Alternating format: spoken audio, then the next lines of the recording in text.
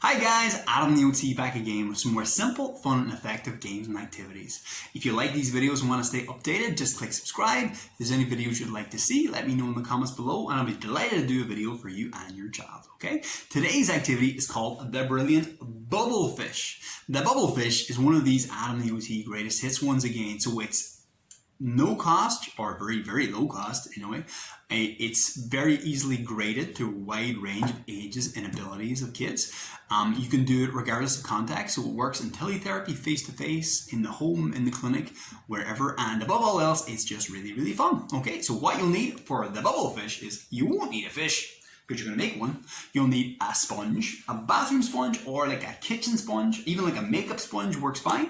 You'll need a little bit of water, a whiteboard marker, and anything like a shiny surface, so like a bowl or a plate, or I'm going to use just a laminate page just because it's flat and you guys will be able to see it easier, like a hand mirror, anything like a photo frame, that will all work as well. Just something we can put a bubble on and the bubble will stay, so a glossy surface. Okay, so let's have a look at the Brilliant Bubble Fish.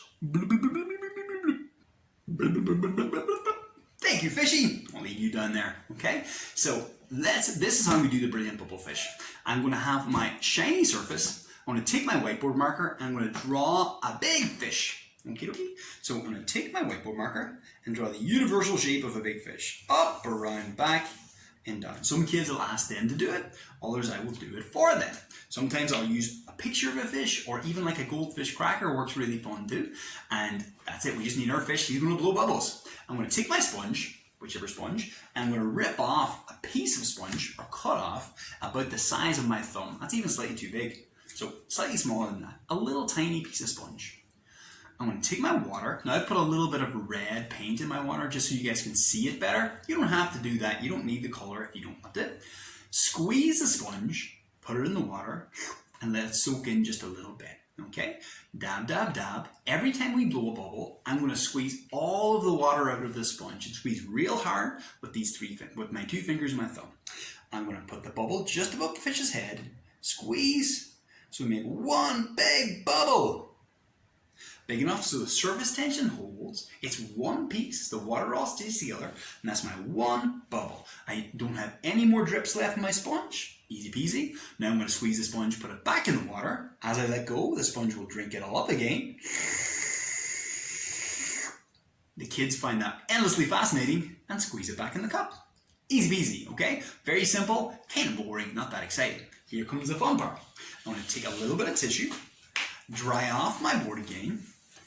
Okie dokie. Now, if you want to, you can erase the fish each time. If it's a slightly older child, I might do this. I'll get him to draw a smaller bubble fish, so half the size.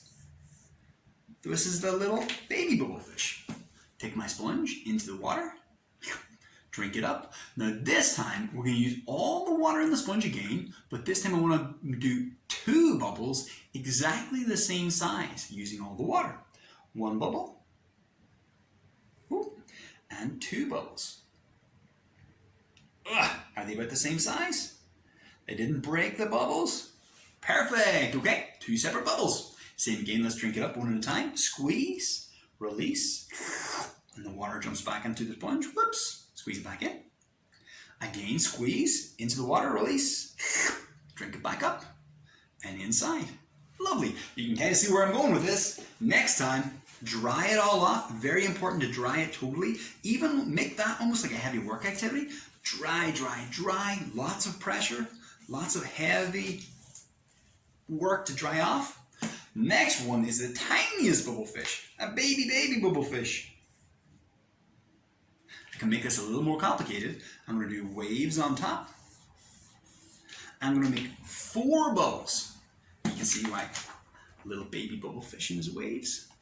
I'm going to do 4 bubbles going from the fish up to the top of the water. Okay, shake it so it's not dripping wet, but it is like sodden. It's quite damp. I'm going to do 4 bubbles. Try and do them all the same size. 1, 2, 3, 4. And I've got my 4 little bubbles going from my bubble fish. Okay, same again. We bring it back in. Drink them up one at a time. In the water. Drink. Water. Drink. Cup. And drink. Easy peasy. And you can do that, you can be as complicated as you want. You can make patterns with your bubble fish. You can do multiples, so you try and do 3 big bubbles and then 4 tiny bubbles. Do different size of fish and make different size of bubbles for them.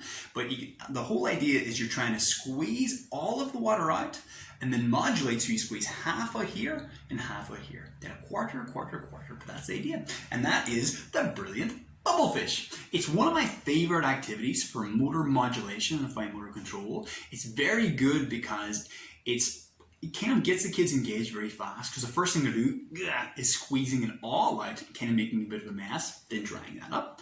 Then the refinement increases each time that they do it. The challenge increases a lot, but the fun and motivation never goes down as the challenge goes up. So that's a beautiful balance to strike. Just from this angle so you guys can see, draw my little fish, do my waves if I like, so you can see where my bubbles are going. I'm going to take my sponge, fill it up, so squeeze it real hard in the water, let it fill up, give it a shake to take out so it's not dripping. Do my bubbles, as many as I want, try and do them roughly the same size. Oh, that one's a bit bigger. There we go, using all the water, filling up the bubbles that are smaller, and that's it. Brilliant bubble fish.